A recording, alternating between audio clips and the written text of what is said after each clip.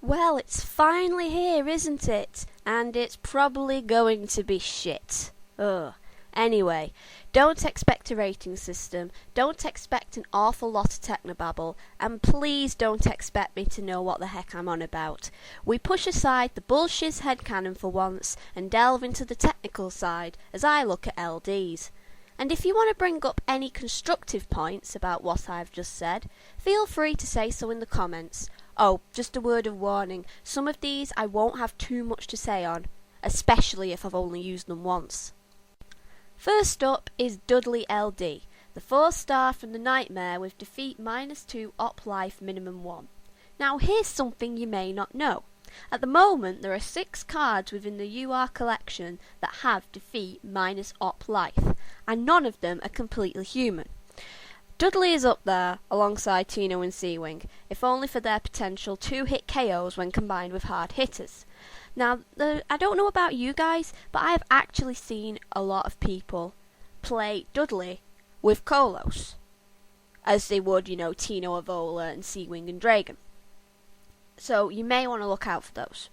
4-star is pretty hefty, if you think about it compared with 3 and 2, but that low minimum makes this partially forgivable, especially with 7-5 stats. Now for a 4-star, those stats are not too shabby.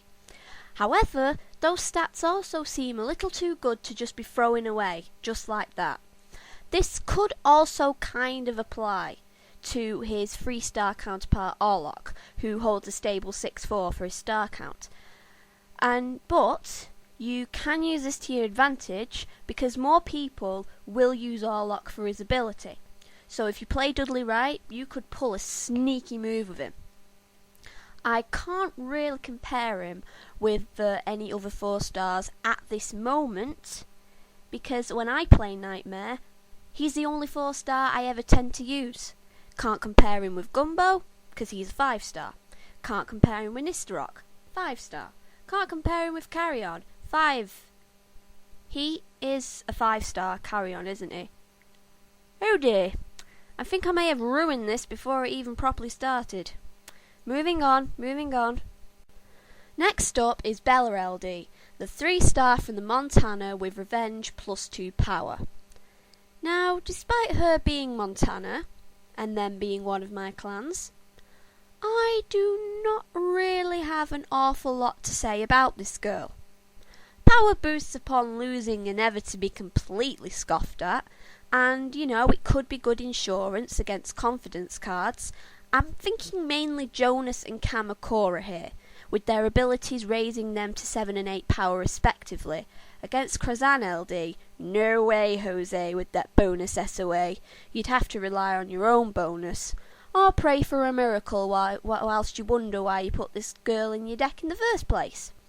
No, to be fair, I used to love using this card, but you seriously want to start looking at Mona and Oscar before you consider Bella. Okay, Oscar shares the base stats are not too good state with Bella, but there's more stability because even though his abilities support, it's not conditional like courage, revenge, confidence, etc. It means you're not crippling yourself if you win the previous round. I'd even used Gianfranco before Bella, if I'm honest, because he can defend his bonus, and there is that 7 power behind him. And in terms of Revenge Montana, I'd use her above Vicanarso, but below Donny. Do not mess with Donny. Donny is a beast. Now we have Kreenk LD, a 3-star from the Bangers with damage equals damage up. Now I have always been a little shaky with damage equals damage up, but Kreenk is one of those where his ability can't be messed around with too much. With a base 2 damage, even moderate 3, 4 and 5 hitters benefit him. This also applies to Cyan from the Piranhas, who has only 1 damage, so yeah. Anyway, with the virtual 9 power because of his bonus, your op will need a good spot of pillage to fend off a hard hit, unless you've got SOB. Remember, Lucas is the only one who's somewhat safe to this since he's got protection bonus. But then again, 7 is still pretty good, but it's not as good as 9. But it's not SOB you want to be worrying about. SOA it'll kill a lot of people. but it will seriously kill this guy. 2 damage for a 3-star just isn't cutting it, so he's reduced to nothing more than a throwaway in those situations, and 3 stars seems a bit hefty for a throwaway. Okay, before anyone goes back further back in this video and pointing at Dudley and his amazing technical of 4 stars, at least he's got 5 damage to back that up. But I would turn to Randall and Garrick and even Carlito if I was feeling defensive before I turn to Kreenk, especially Randall for that SOA. Graf is a good 2-star option for this. Kreenk may have the power, but with his low base in the right situation for your opponent, 2 is just not good enough. And that is why I've only used him once. Rounding off the quartet in this first episode is Bonnie LD, the 2-star piranha with defeat plus 2 pills. Now, just like Bella LD, I used to love this girl. Actually, I still do, but I don't use her as much due to changing strategies and Arcab's usefulness as a double bluff. Think about it. Take the 8 damage, or let me have pills. More pills are always welcomed, and can act as good insurance against pills drain. Many a time when it's been piranhas versus piranhas, it's ended up being Hawkins versus Bonnie, and it's always levelled out the pillage field. Unless they have Eclaw afterwards, but enough about that. 2 damage, it seems like a low amount for Kreenk, but for Bonnie, it seems just right in regards to her highly regarded ability. Plus, her star count means she's not too big to use as a throwout, especially against damage equals damage up, which means she screws her clanmate Cyan all over the wall. I don't know why I said that. I'm going to carry on. However, I don't think not everybody wants to use her like that without her ability. So that means they would consider her crippled against SOA. Though, thanks to her bonus, you can rule out most Roots and Geist as the culprits. Do look out for Burdock and Leviathan though, they are tricky customers.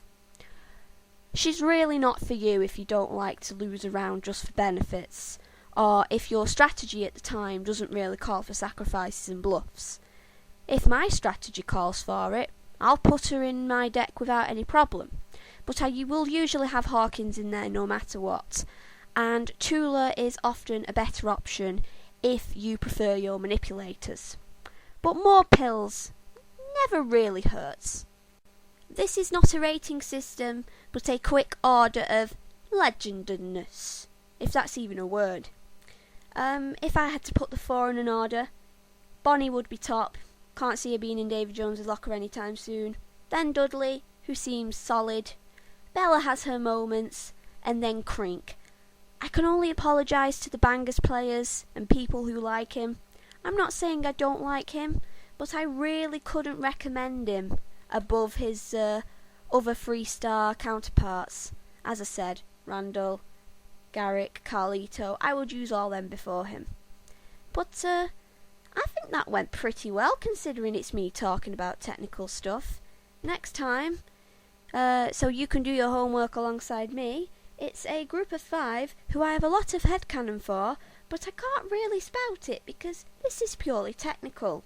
We have Gale, we have Joe, we have Jax, Scott, and Andy Pandy. I will see you in the next Legends in their own right. And actually, no, I will see you in the next gameplay video. So, hope it's been alright for you. Hope I haven't screwed up too much. And see you next episode. Bye bye.